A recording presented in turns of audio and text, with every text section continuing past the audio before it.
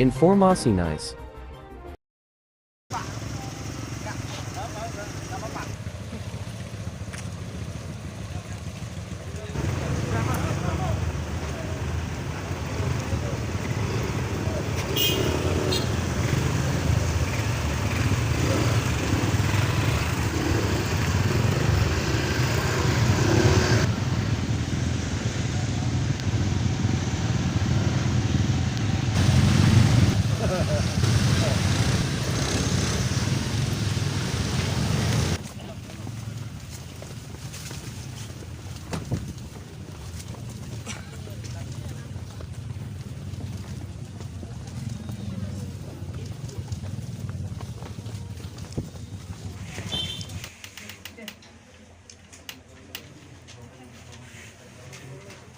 Ini santunan dari pemerintah.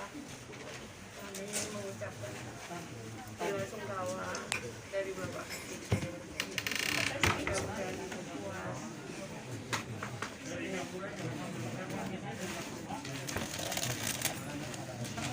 Memberikan santunan korban meninggal dan kemudian kami juga memberikan selama hampir 3 minggu kali ya, sudah kami memberikan bantuan untuk dalam bentuk bahan makanan.